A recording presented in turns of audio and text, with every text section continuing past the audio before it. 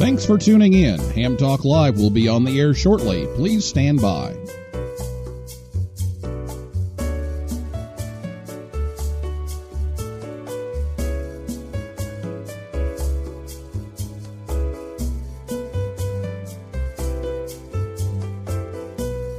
Thanks for tuning in. Ham Talk Live will be on the air shortly. Please stand by.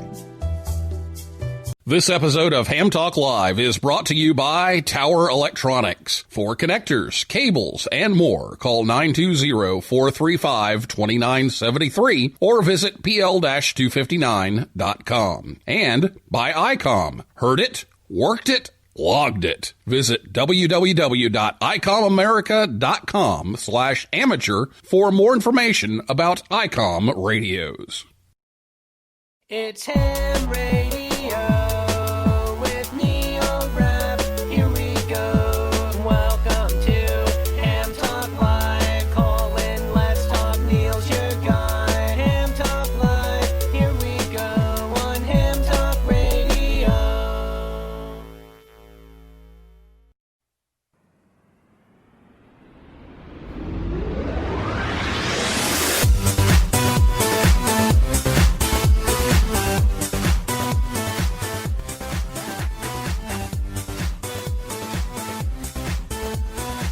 Hey, good evening, everyone. It's time for Ham Talk Live. It's episode number 218. Satellite etiquette and hosting special events, recorded live on Thursday, June 25th, 2020. I'm your host, Neil Rapp, WB9VPG. Thanks for tuning in to this episode of Ham Talk Live. Tonight we're joined by Kevin Zari, KK4YEL, and Robert Bankston, KE4AL, and we'll take your calls live in a few minutes. Last week, Paul Bork was here in 1SFE to talk about Field Day, and that's coming up this weekend. So if you missed that show, you can listen anytime at hamtalklive.com or your favorite podcast app or YouTube. Because of the rule changes, there were some interesting questions last week and some interesting discussions on what class to run and how the club scoring works and everything. So if you missed that, I'd encourage you to go back and listen to that one. We did it a week early because of all the questions and some scheduling issues as well, actually, but it worked out well that we did it a little bit early. So check that out. Hope to hear you on Field Day this weekend, and we'll talk a little bit more about that tonight, actually, with the satellite contact, because there is a bonus for that. So we'll talk a little bit about that. So if you missed it, go back and catch that on hamtalklive.com. And don't forget, we're rebroadcast on WTWW. That's 5085 AM, Saturday afternoons. And that's about 3:30 p.m. Eastern time when we're on for that. So get your questions ready to go here for Kevin and for Robert. If you're listening to us live on Thursday night, you can call after the interview. I'll go ahead and give you the number so you have it and write it down, punch it into your phone. Don't call it just yet, though, because we're going to talk first and get some of the obvious stuff out of the way. But that phone number to call is 859-982-7373. Again, 859-982-7373. You can also tweet us. It's at Ham Talk Live on Twitter. Some people actually already sent in some tweets, so we already have a couple. So you can do that whenever you like, and we'll check that as we go out throughout the evening, I should say, and I'll check those and the comments on Spreaker as well. And I'll be back with Kevin and Robert right after this word from Tower Electronics right here on Ham Talk Live. Jerry, what's up, man? I haven't seen you at Sunbucks in a while. I used to see you every morning getting coffee. What's up? Well, I can't afford Sunbucks 5 days a week anymore. I had to spend my money on PL259s. You know, those antenna projects I've been meaning to do. I had to do them before my HOA finds out I have antennas. That's too bad, Jerry. I miss seeing you and catching up over coffee. You should get your PL259s from Tower Electronics. They have great stuff. Jerry, you're back. Oh, QRM Heterodyne Frappuccino. That's a good choice. How's it going? Did you get all those antennas up before the HOA police showed up? Yeah, I got them all done. Thanks for telling me about Tower Electronics. Now I can have my coffee. I just saved a bunch of money on my PL259s by switching to Tower Electronics. Don't get caught without PL259s. Visit Tower Electronics online at pl-259.com or at a Hamfest near you. Or give them a call at 920-435-2973. And be sure to pick up some power poles, adapters, and cables too. We're not sure what's up with the fifth dentist, but 4 out of 5 dentists recommend listening to Ham Talk Live.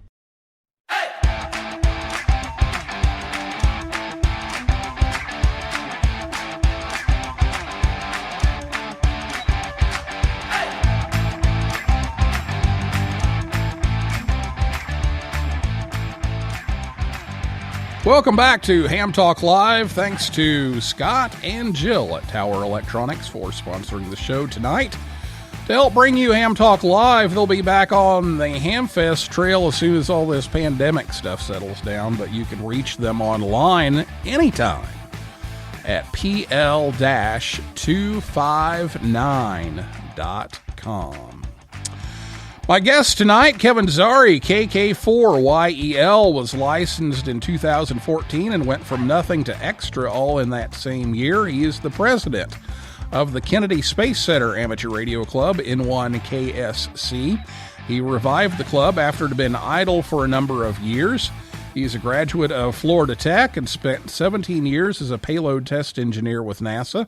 Especially for the Space Shuttle program, he is now the International Space Station Integration Manager and acting chief of the Strategic Implementation Office at Kennedy Space Center. Kevin enjoys operating satellites and Whisper and has built his own kit just for Whisper. Robert Bankston, KE4AL, is from Dothan, Alabama, and is the Vice President of User Services and the Treasurer of AMSAT. He is a certified public accountant and a principal in the Accounting Advisory Tax and Assurance Services Group of an accounting firm, and he served his BBA and MBA in accounting, graduating with honors from Troy University, and he enjoys operating satellites, QRP, and portable. So, Robert, welcome to the show, and Kevin, welcome back. Thank you very much. Thank Glad to be you. here. Thanks so much. Yeah, it was good to catch up with you a little bit before the show, and just all kinds of things going on this week. And I was in another meeting right before this, and we had a great virtual Yoda Day yesterday, and now we've got Field Day coming up, and it's all kind of piling up here. So we're going to talk a little bit about Field Day tonight, but also we want to look at some special events that have happened in the past. And also we want to talk about some satellite operation. And we know that a lot of people are going to try for that bonus this weekend. That's a Field Day thing.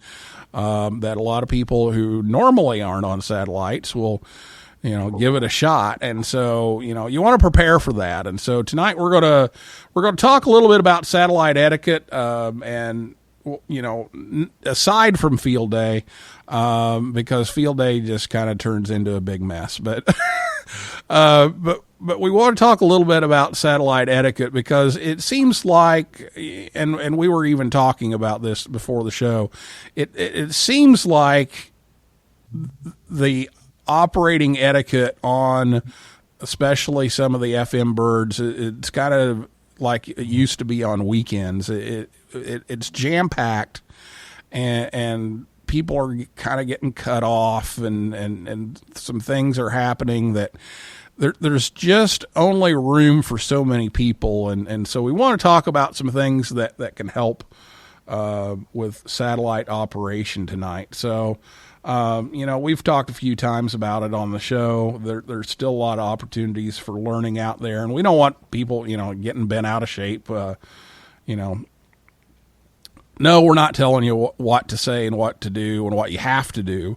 But we do have some ideas about how you can make the most of that very limited amount of time. And On satellites, you don't have courtesy tones. On repeaters, people kind of get spaced out a little bit from the courtesy tone. You wait for the courtesy tone, and that gives a chance for somebody to pop in there if they need to, and they wait.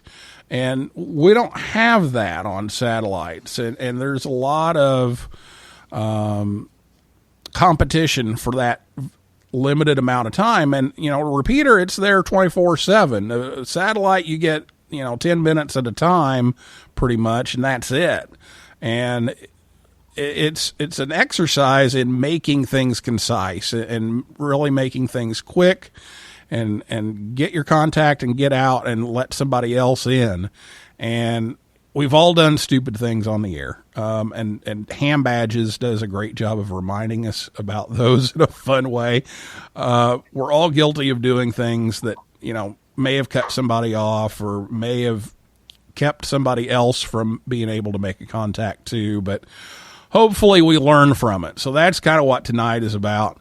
So let's talk about some of the things that we should set as our ideal, so that we can get the most contacts, but other people can too, and make the most out of this very limited time. So, Kevin?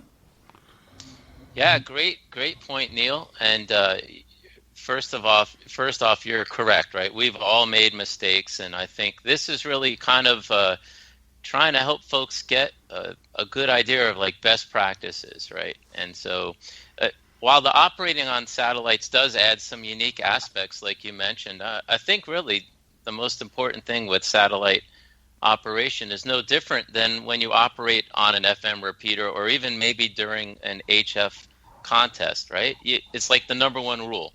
You should listen first, right? Listen before you talk. I think it's something that is a courtesy, and of course you don't want to cause undesired interference because there might be another transmission, another QSO happening at the same time.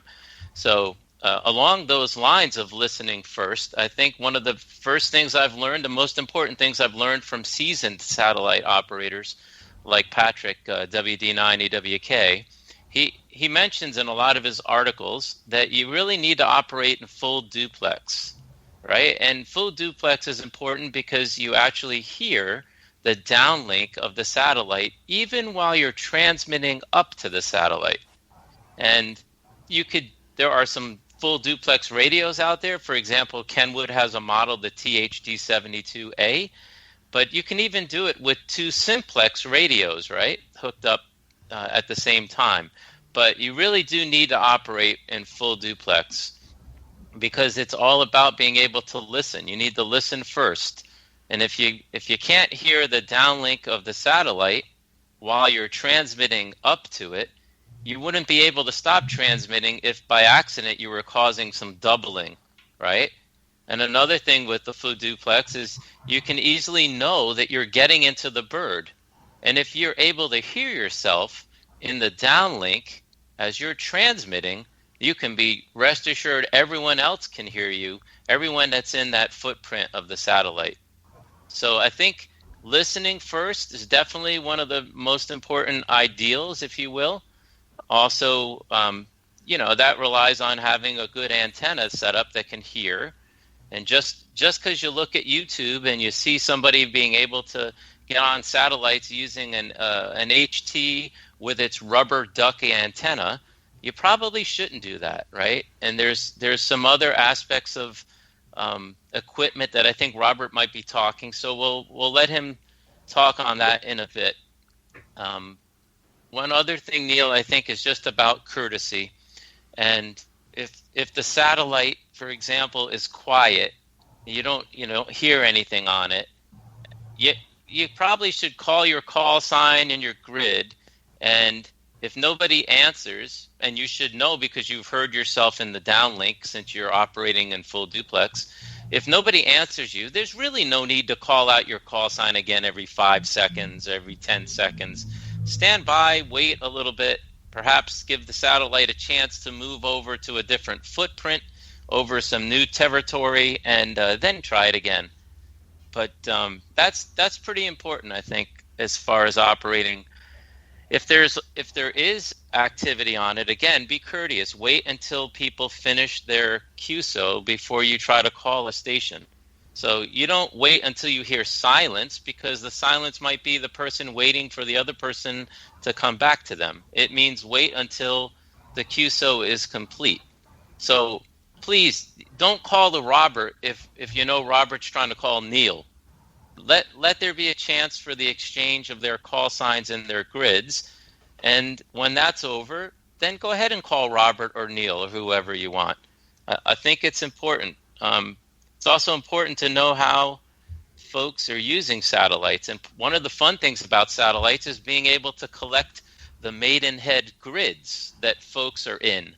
And as part of that, sometimes people, they travel, they take long trips, and they'll go to a grid that's kind of rare, where maybe there's not a lot of satellite operators. We call that roving, Neil. And that roving is like kind of a very coveted thing that you might want, or you might need that rare grid. So having situational awareness of knowing who's on the satellite and from where they're operating is probably another one of the etiquette scenarios that we should point out. And I'll just mention there's various tools to kind of know when these roves are occurring. We've got online presence in things like Twitter, or the AMSAT webpage has a page that lists when folks are going to be operating from different grids. And even on DMR, we've got a weekly net that's run on Wednesday evenings on our AMSAT talk group on DMR, where you can learn about who's roving and when. So to kind of summarize, I think listening first, operating in full duplex, and maintaining that situational awareness are all ideals that we should try to strive for. Yeah, I just was on yesterday, and I remember, I made a call, and immediately somebody called me, and it's like, wait a minute, I was trying to call this other person. And, and that happens. And, like I said, we've all done that. And, part of my transmission was cut off. So, they probably weren't sure who I was calling. So yeah, that's going to happen, sometimes, but the ideal is, wait until you're called, or you call someone. Filling up time with your call sign and grid over and over and over again when other people are trying to actually call somebody kind of gets in the way a little bit. So, Robert, what do you have to add here on this? Listening is absolutely the best thing to do. Not only do you know what's going on, but you kind of get a rhythm of how it's working. It's really no different than for guys on HF that chase D expeditions. So you hear, P5 comes up on the air, it is going to be a big dog pile. And listening, finding out how they're operating and how you can slip in there and make your contacts is the best advice I can give to you. And then remember that everybody is on the satellites for a different reason. And so you have to respect those. So if you think somebody's stepping on you, we waste so much time, contradicting each other on the satellites. So just, try to be a little courteous, a little understanding what's going on. Maybe somebody's new. Maybe it's a new ham, a young ham, and they're just learning. So take the time and, put aside your own personal ambitions for that pass and help them out. And then we all become better for it.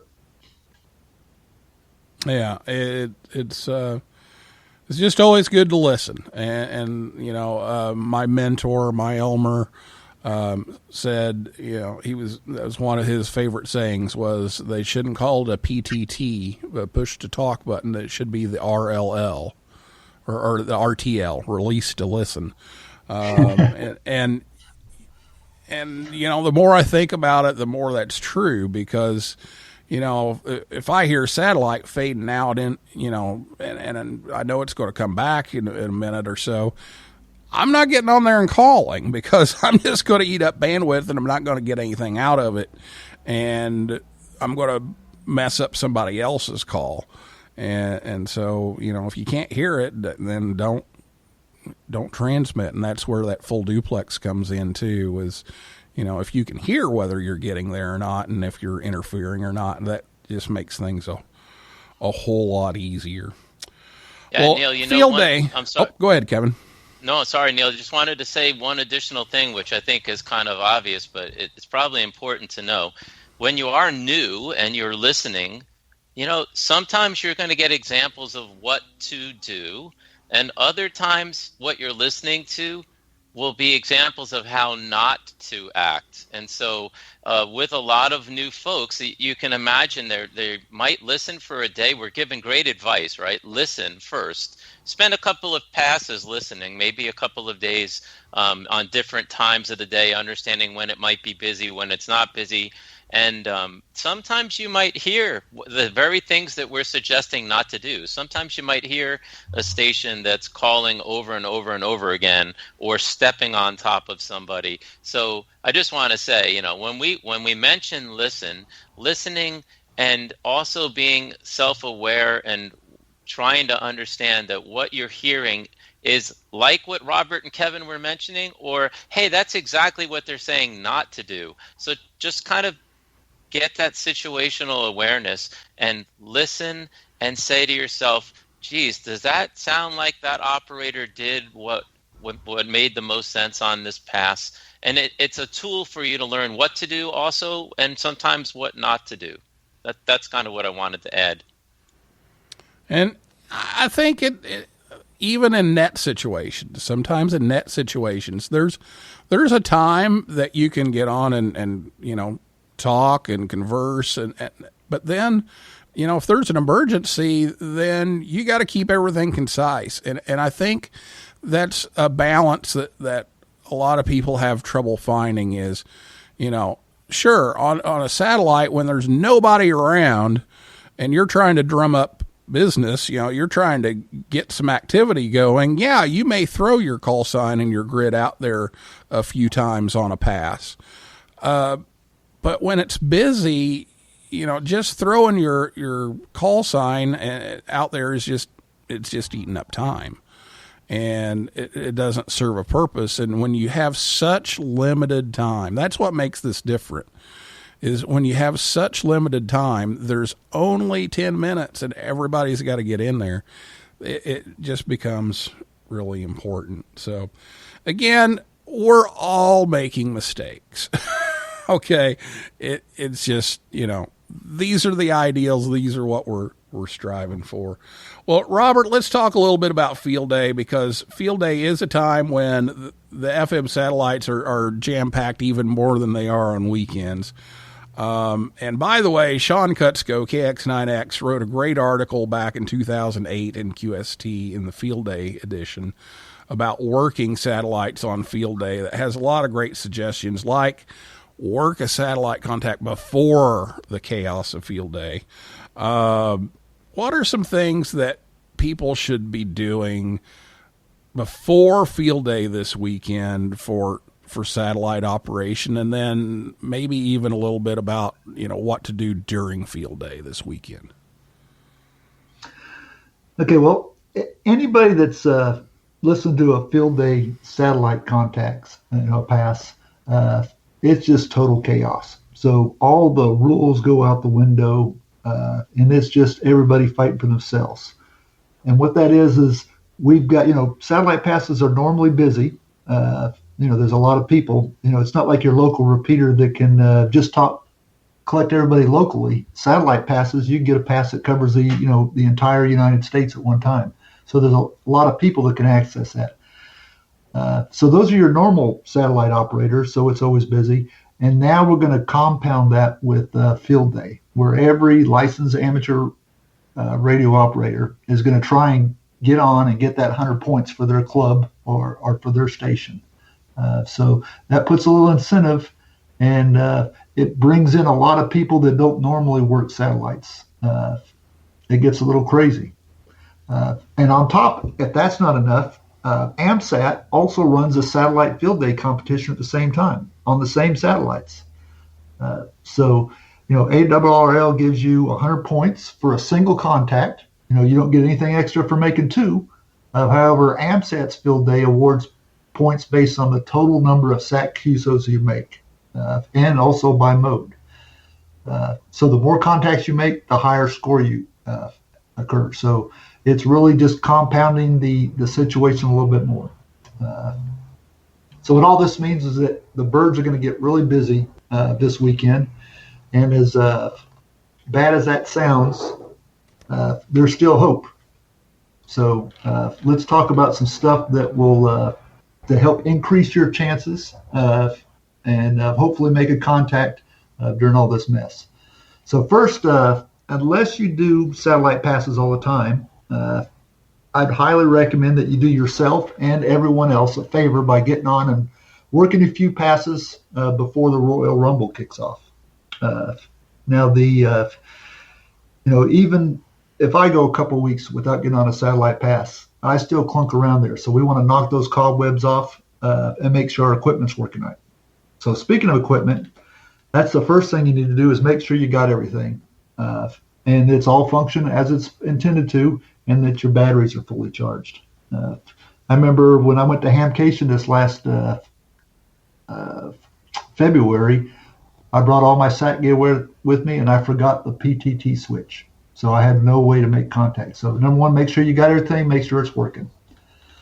Next thing you want to do is make sure you've got some fresh KEPs, the Keplerian elements that go in your satellite tracking program, so you know exactly what the satellite pass is. You could be a couple minutes off, and that could make the difference between you not making in a pass and do make it on the pass. Next thing is to make sure that you know what satellites are working. They don't always work. They don't always work at the same time each day. Some require to be in sunlight. Some require not to be in sunlight. So make sure you're up to date on those if you haven't been on a while. And you want to make sure that your frequencies are, if you store them in memory, that they're all set, or if you use a little handy reference sheet, that you got that handy. And then the last thing that you want to do is make sure that you still remember how to track that satellite. Remember about the antenna mismatch that occurs as the satellite tumbles in space. So you got to work on that polarization twist.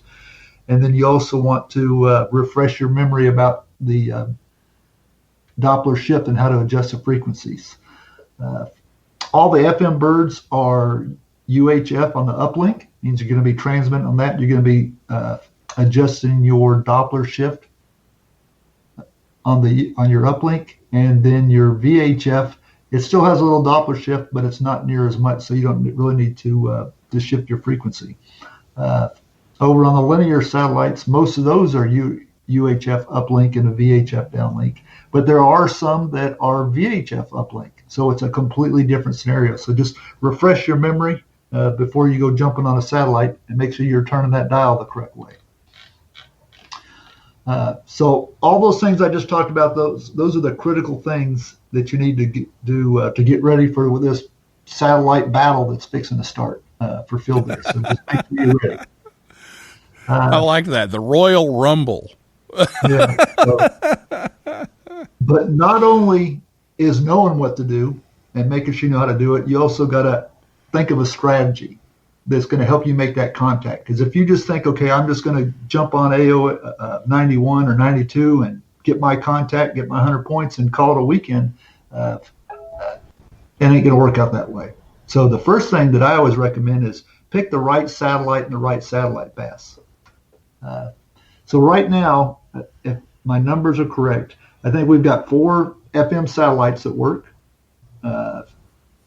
We've got 12 linear satellites, and we've got a couple digital satellites. So that's a whole lot you can choose from depending on what type of equipment you have. So the FM birds are AO91, AO92, SO50, and PO101, and they're going to be jam-packed no matter what you do. So if you can, if you've got a new ICOM 9700 or a pair of FT817s, or you're using one all-band mode and SDR, I'd highly encourage you to get on the linears. It's a lot different scenario during field day on the linears. It's almost just kind of like a contest weekend as opposed to Armageddon. If you are on FM only, then you might want to look at SO50 and PO101. They're a little bit harder to work. Some people, they don't like them because they're a little bit harder to work, and so there's going to be less competition on those passes. Now, I'm not saying don't try and work AO91 and AO92. They're both great birds, but unfortunately, everyone knows they're great birds, and so that's where the mob's going to be at. So find you a little bit quieter pass or satellite. Another trick, as Sean relates in his that great article that he did in 2018 in the June issue of QST, is to pick a pass that's not straight overhead. So but what you want to do is you want to work what we call the fringes. So a satellite pass, if you're on the East Coast, but maybe one that's out over there on the Atlantic Ocean going by that you can reach to. At those passes that are going from north to south or south to north, catch it early or late in the pass, and they call, when it's over Canada, they call that polar bear country. And on a trip up to Minnesota, I've experienced that. You're the only one on. Even AO91, 92, you're the only one there, except for the polar bears. Sometimes down there when it's down south, flying over there, soaking up some Caribbean sunshine, you could be the only one on there as well. So look for a satellite pass that's not over the entire amateur population. That could help you out. There's surprisingly a lot of ops that think that anything less than 30 degrees is unworkable. I've even seen some that they set up their satellite tracking program on their phone that not to look at anything below 30 degrees. So look for those opportunities at those lower elevations. Maybe you pick a different spot to operate from, or instead of being on the north side of the building, you move to the south side. That way you can work down there to a 1 or 2 or 3 degree pass. Use that to your advantage and look for those passes that are just scraping the earth. So that's a good tip to making a contact. Second is, part of that listening part is there. You getting on and just blurting out your call is not going to make you get you a contact. So what I would say is listen to somebody, listen for a call, hear their report, and so that you know who you're going to call and what the report is before you even open up your mouth. So that in effect, you're just going through the motions in the contact. You call him back, he'll call you, you exchange your report, and you're moving on. And then finally, I guess a great tip is to never give up. So the last 2 field days, 2 years in a row, I've made a contact when I thought the pass was done. I mean, my antenna was already pointing at the dirt. So you never know when the RF gods are going to smile on you and let, a contact slip through. So don't give up, hang in there, and you can do it. Other than that, I wish everybody good luck this weekend. It's going to be fun. Be patient. Let's not have any arrows flying across the field as we vent our frustration. And just remember, let's have fun. Absolutely. All right. Well, we have already gone over, and we haven't even got to the demonstration yet, and we haven't got to the special events yet. So we're going to take a break. When we come back, we will do those 2 things, and we will take your questions after this word from Oops, I turned myself off too early. Right after this word from ICOM America, right here on Ham Talk Live. Get out and be active with ICOM's new IC705 and its optional multifunction backpack. The IC705 is your perfect QRP companion, as you have base station features and functionality at the tip of your fingers in a portable package covering HF 6 meters, 2 meters, and 70 centimeters. This compact rig weighs in at 1 kilogram or just over 2 pounds, with RF direct sampling for most of the HF band and IF sampling for frequencies above 25 megahertz, and a large 4.3-inch color touchscreen with live band scope and waterfall. It runs runs 5 watts with a battery, 10 watts with a power supply. It has sideband, CW, AM, FM, and full D-Star functions, a micro USB connector, Bluetooth, wireless LAN, micro SD card slot, integrated GPS with antenna and GPS logger, and the speaker mic comes standard and supports QRP operations. The perfect accessory for your IC705 is the optional backpack, LC192, with a special compartment for your IC705 and room for accessories for soda activations or just a day in the park. Visit icomamerica.com/amateur for more information about ICOM radios. Join the conversation. Give us a call at 859-982-7373. Again, the number to call is 859-982-7373. Or, if you'd rather type than talk, tweet us at Ham Talk Live. Now, here's Neil Rapp with more Ham Talk Live. Oh, yeah. You're talking ham radio, baby. You're listening to Ham Talk Live with Neil Rapp.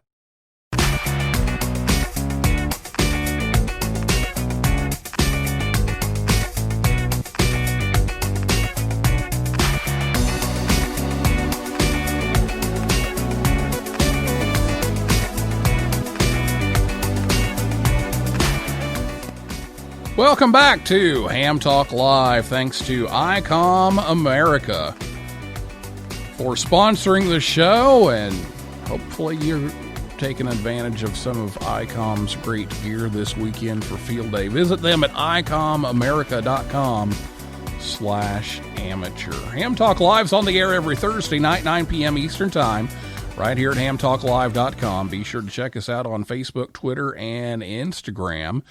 And we didn't get to everything, so we're gonna kind of get through this, but and then we want to get to your calls. But I want to take a chance to kind of demonstrate what happens when there is a pileup on the satellites. So I had some members of the Southern Indiana Amateur Radio Association do an experiment. We were in one of our virtual club meetings, and a lot of times we will do those on the repeater, but we'll do the video on Zoom. And so I thought, this is a great chance to do a little experiment. So what I did was I had everybody pick up their handheld, and I had everybody call all at the same time. So I recorded that on Zoom, and I recorded that on the repeater. So you're going to hear first what it sounded like on Zoom, where everything mixes together and you can hear all of those voices. So let's take a listen to that. WB9VPG, KB9MQU. This is KB9YOJ calling. WB9VPG, WB9VPG, KB9MQU. KB9YOJ. Okay, so you could hear 2 or 3 different call signs in that. If you're listening and you practice, you can pick out several call signs through all of that, and so you can kind of hear what's going on. This is the exact same thing, but on the repeater. N9FRS monitoring. N9FRS monitoring. OJ calling.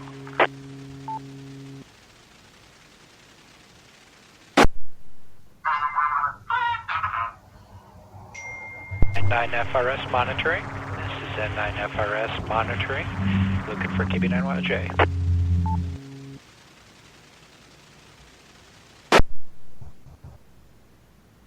So if you're listening, you can hear in the background there's this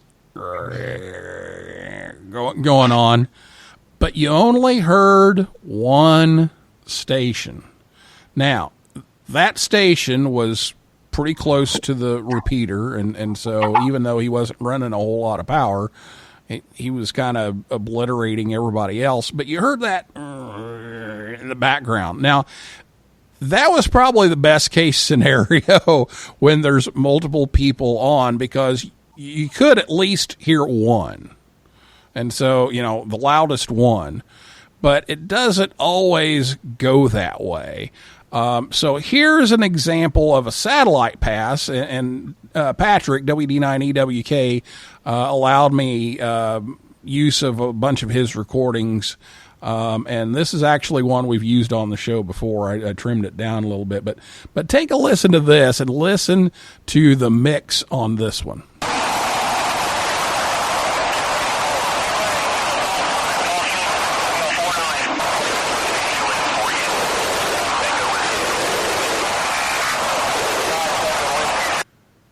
Okay, I got a grid square and one letter out of that. Guys, thoughts on what happens when everybody transmits at the same time? See, we're being polite and listening first to make sure the other person wasn't going to talk first, Neil. Right? Did you see that? That is listening first.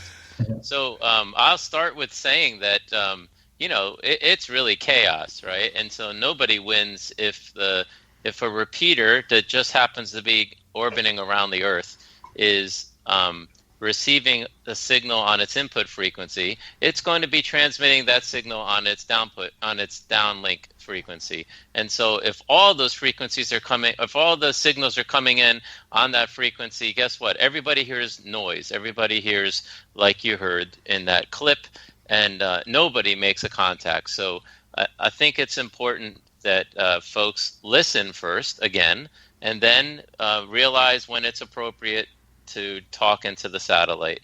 It will do its best to solve that problem if everybody would first listen and then operate full duplex. And let me just add to that I've been on satellite passes and everybody trying to talk at the same time, and you may end up getting in that 10 or 12 minute pass 2 or 3 people that actually get a real QSO, and everybody else is shut out. On the flip side of that, when people are well behaved and they're listening and stuff, I've heard, as an example, Mitch 80HJ working. He's out roving, and it's nothing to hear him make 20, 30 QSOs in one satellite pass. I've been on out roving at the same time that KE0PBR Paul was on, and I think we each got 20. So if you work together, you listen to the rhythm, and you know when to speak and when not to, and you know your equipment and how to operate in the satellites, you can do some great things with there. If you just want to get in there and try and use brute force, then nobody's going to be able to enjoy it. Yeah, on sideband, that works. I mean, it's harder, but it works because you can start picking out some of those calls because you're going to get that mix. On FM, not going to happen. Just not going to happen. And so, again, it's situational awareness. It's being aware of what's going on, and listening is a big thing there. Well, Kevin, let's finish up with this real quick, and then I want to get to some questions and phone calls at 859-982-7373. But you've been involved a lot with NASA on the air. There were all those special events that took place in the past year or two, and then recently the 50th anniversary of Apollo 13. And and I love the Quindar tones on your passes. That was great.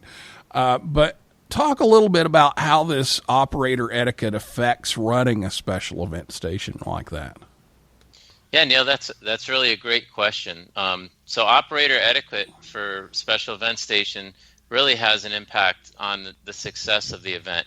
Not only the operator who's running this special event, but also for the other operators and folks trying to reach them. And like we mentioned before, like a rover, you're really the station that everybody's trying to get when you're running a special event. And so with that in mind, the success still kind of lies in your ability to listen.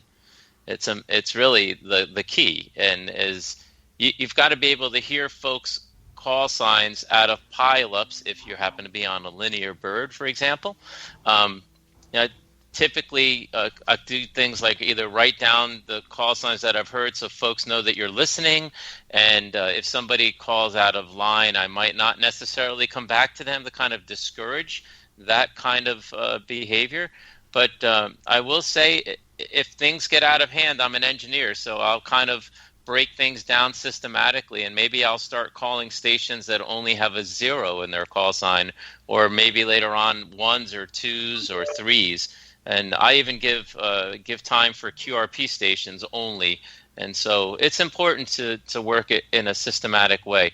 If the special event station happens also to be on a satellite, like you mentioned we did for the Apollo 50th anniversary events, we had to be a little bit creative. And I think you've mentioned it, right? We built a Quindar tone generator that it's a shock, right? All of a sudden you hear that beep that you'd hear from air to ground, or from ground to air, depending on how you're hearing it. And it really helped get folks' attention and provide a little bit of a shock factor, like, what was that I just heard? And so it gave us the chance to kind of have folks stop for a moment, recognize what it was we were really celebrating with the accomplishment of Apollo 13's 50th. So it's just really important for folks to maintain that situational awareness. If there is a special event station on a satellite, maybe you could hold off on having that weather report that you have with your good friend every day on the satellites, and let's let the stations that are wanting to make a QSO with the special event station work them.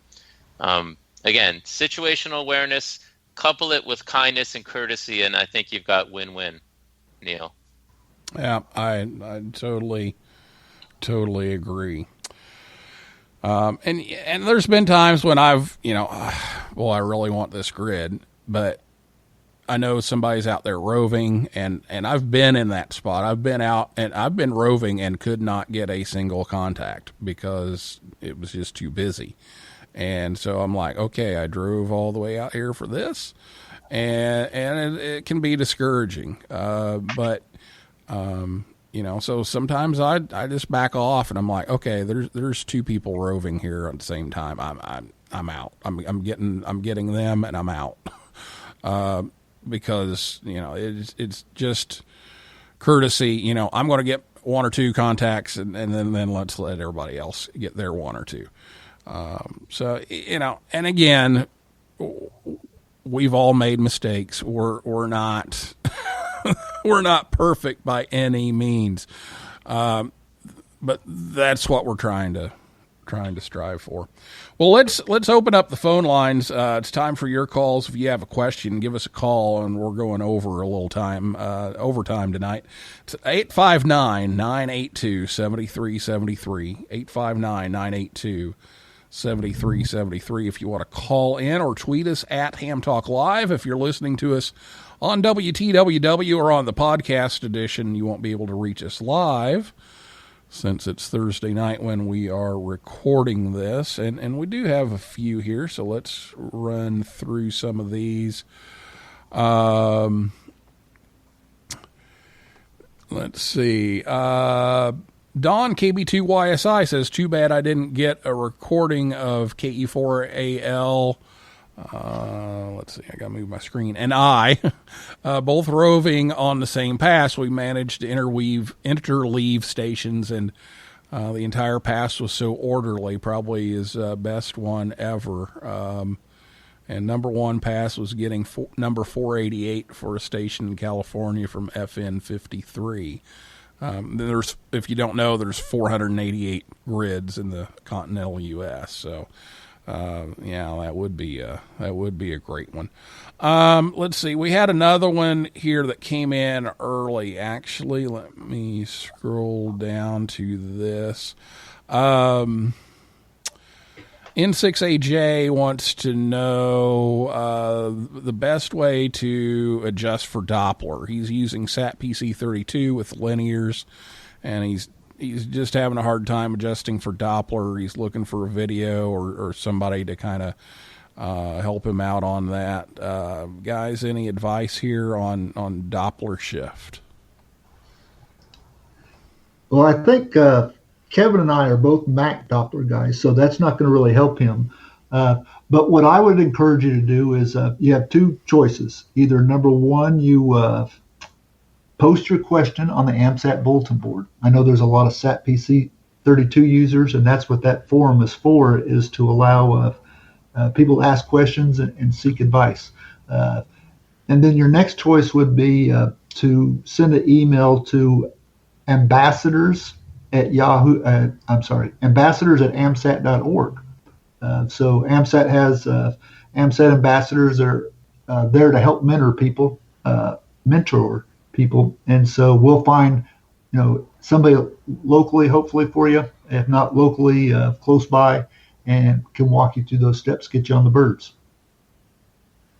Doppler is tough. I mean, and it depends too on whether the uplink is VHF or UHF, and trying to hear that. I guess my ear has this really strange audio detection, and so I can tell when somebody's just barely off frequency, and so when I hear that, I know it's time to change.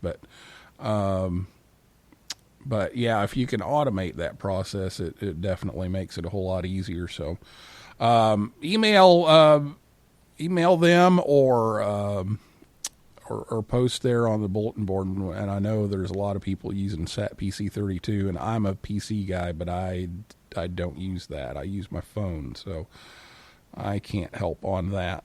Let's see, what else do we have here? Let's see. We have John, W4USF, listening, just says hello. So thank you for listening, John. Thank you for being there. And Chris, AA4CB, thank you for being there as well. And I think Chris was on Twitter also. Let me run over there. I think I saw something here. Maybe I need to check on my phone because I think that's where I saw it. But something about a couple of great satellite operators. So there you go. We've got a couple of good ones here, and then there's me.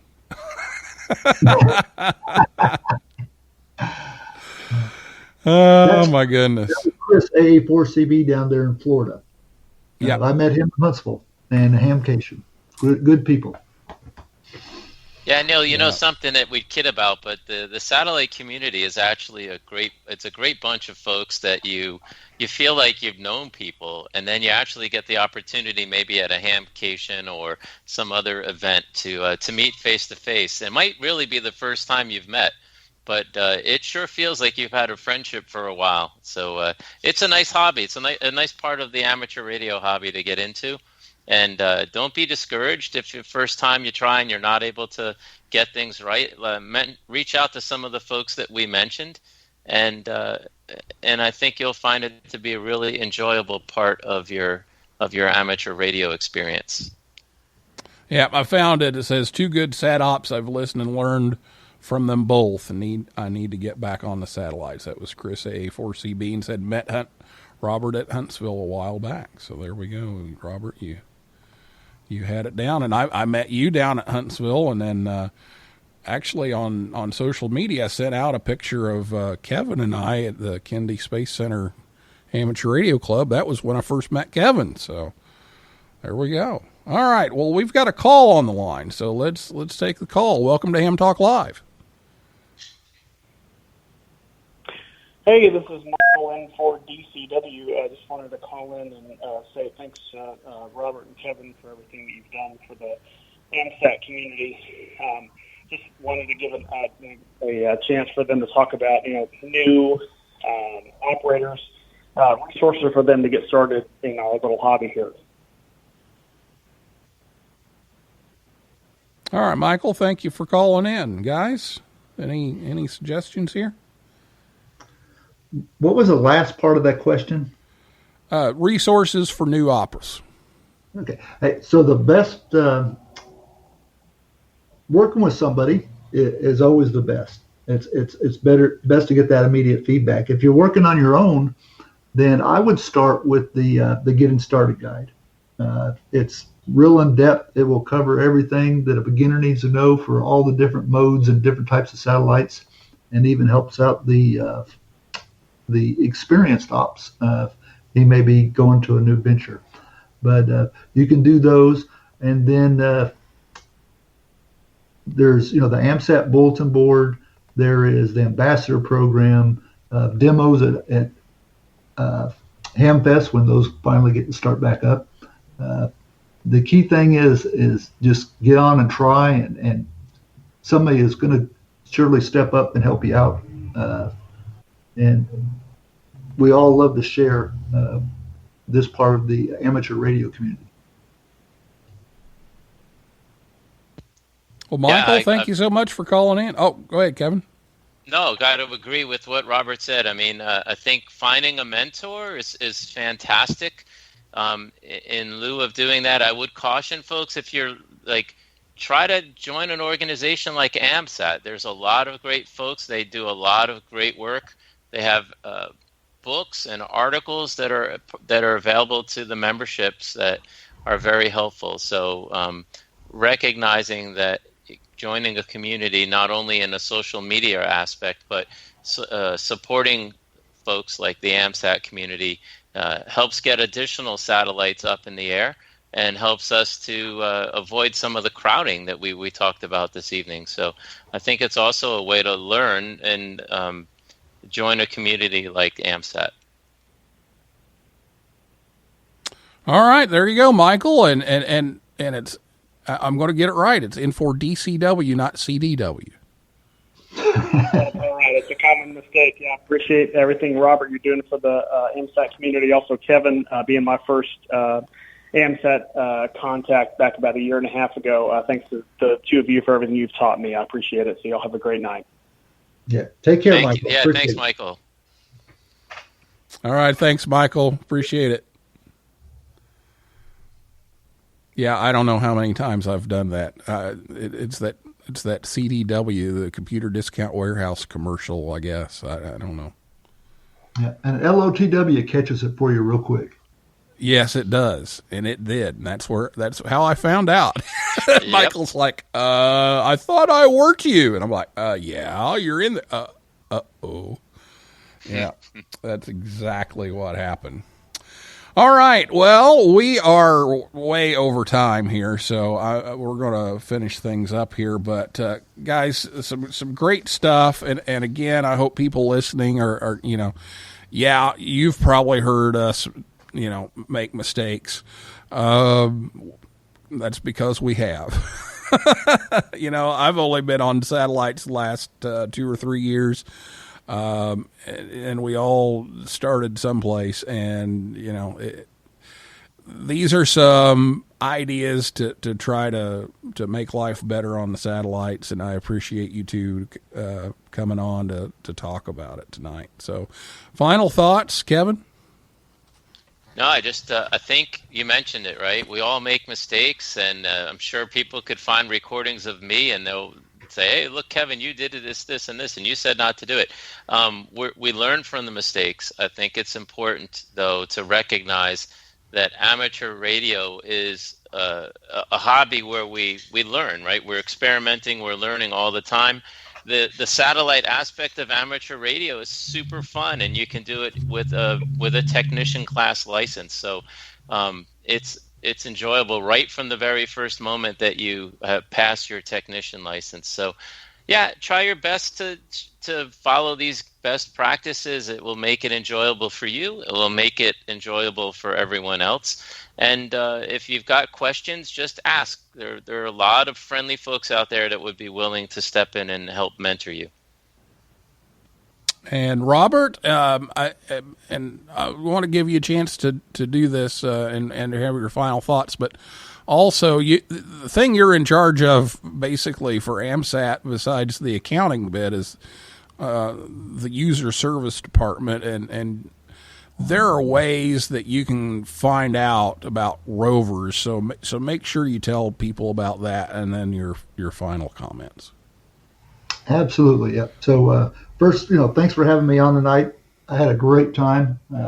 Always been a long time listener, and now I got to be on it. So I'll have to check that box there off on my bucket list. You get a new ham badge. Yeah, there you go. So user services. I always wonder what was user services, and Joe Spire, K6WAO, the president, then asked me to assume this position? And so I said, sure. And then I found out what it all entailed. But it has to do with membership. It has to do with people that use satellites, all sorts of stuff. But one of the first things that I did was we have on the AMSAT website it's called Upcoming Satellite Operations page. So if you go to amsat.org, and on the navigation bar across the top, if you put your mouse over satellites, the drop bar will come down there, and then you click on the AMSAT Upcoming Satellite Operations page. But people, they will email stuff into us. We find stuff, announcements on Twitter. We see stuff in the DX news. And so it's just a collection point that lets you know everything that's coming up. Some is just, somebody's on vacation and they're going to be on, every once in a while. Others, there's major trips where they're going to go across, 10 states and 30 grids, all sorts of stuff. So it's on there. That's a great source. And they collect those from all sources. So that would be a good starting point to find out what's going on where. And then in addition to that, if you are planning a trip, then please let them know. That way it helps when you go someplace. If you never announce it, then you get on, then you could be in a really rare place. But if nobody knows you're there, then you may just be talking to yourself or listening on the satellite. But, roving is there's so many aspects of this of satellites, from chasing grids to roving, where you get to be the DX guy that everybody wants to talk to. So everybody gets something out of it. And when you get tired of one thing, you can move into another little facet of this hobby and have a great time. But other than that, that's about all I got. Okay, and then also, this isn't an official AMSAT thing, but there's actually this Twitter bot kind of thing going on that will kind of get some of that. So the Grid Life is on Twitter.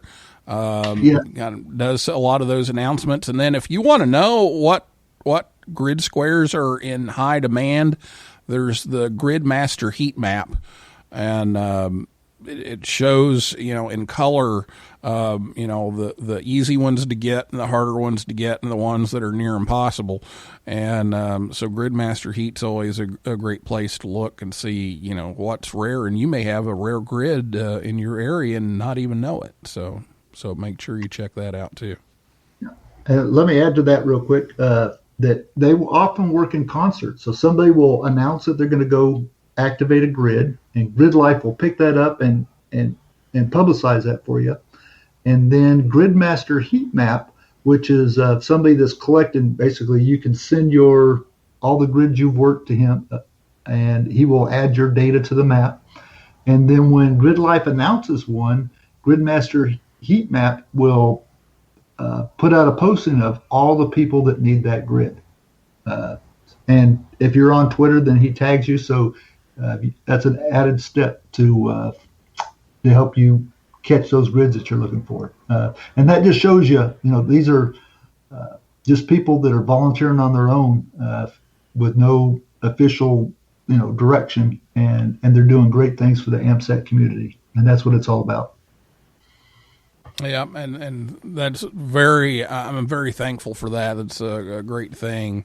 And I send mine in often, and whenever I'm headed to some odd grids, I usually post it to you and Grid Life and Gridmaster Heat, so that way people know that I'm out there. So that's a good place too. Well, guys, lots of good stuff. We could go on all night, and we've already gone 20 minutes over, so I'm going to finish it up. But thanks so much for being here. Appreciate it, and hope to hear you on this weekend and see you both soon.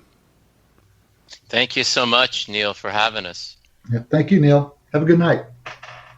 All right, that is a wrap for this week's edition of Ham Talk Live. Thanks to Kevin Zari, KK4YEL and Robert Bankston, KE4AL, and everybody out there in cyberspace for listening and calling in and typing in. And I invite you back next Thursday night at 9 p.m. Eastern Time. And to see our upcoming guests, visit hamtalklive.com, and you can click on the schedule link there. And if you like the show, please just leave us a review. That's all we ask. Leave us a review. Programming note, there will be a show next week. However, I'm going to be away from the mic for a couple of weeks. There's this wedding coming up that I happen to be the groom. And so July 9th and July 16th, there won't be a new live show. I may pop on for a few minutes, but there won't be a whole show on July 9th and July 16th. So be aware of that. There'll be an encore presentation on WTWW those 2 weeks. And I will be back on July 23rd with Eric Guth, 4Z1UG. He's getting up in the wee hours of the morning over in Israel to be on the show. And we're going to talk about the QSO Today podcast virtual ham expo that he's putting together. That will be August 8th and 9th. But Eric will be live on the show from Israel on July 23rd, talking about his QSO Today podcast and the virtual ham expo. So hope to hear you on the bands this weekend for field day. And a reminder to hams 25 and under, if you don't have a club that you're contributing your score to, put youth on the air in your club name, and we just want to see what the youth out there can do. So don't forget to do that. All right. So for now, this is Neil Rapp, WB9 VPG, saying 7375, and may the good DX be yours.